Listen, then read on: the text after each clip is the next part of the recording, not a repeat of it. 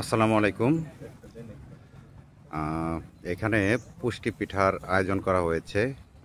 পরিবারের নিরাপদ ও পুষ্টিকর খাদ্য নিশ্চিতকরণে কৃষক কৃষানি নিয়ে এই পুষ্টি পিঠা তৈরিকরণ আয়োজনে কৃষি সম্প্রসারণ অধিদপ্তর, খামারবাড়ি জামালপুর সদরের উদ্যোগে এই জায়গায় কিন্তু পুষ্টি পিঠার আয়োজন করা হয়েছে।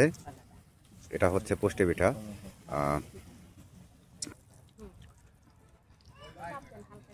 এখানে বিভিন্ন ধরনের সবজি এবং পুষ্টিকর যে উপাদানগুলো রয়েছে এর মধ্যে রয়েছে জিরা বাটা, রসুন বাটা, আর এই দিকে রয়েছে ফুলকপি, মিষ্টি লাউ, বরবটি, আর এখানে রয়েছে কাঁচামরিচ।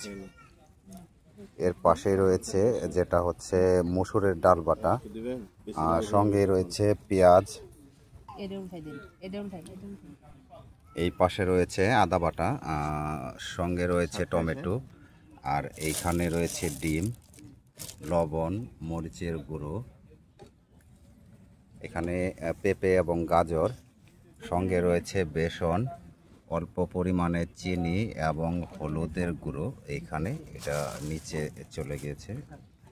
আর এখানে রয়েছে লাল শাক, মূলার শাক, বিভিন্ন ধরনের আর কি শাক দিয়ে এই জিনিসটা তৈরি করা। আর এর সঙ্গে রয়েছে চাউলের গুঁড়ো।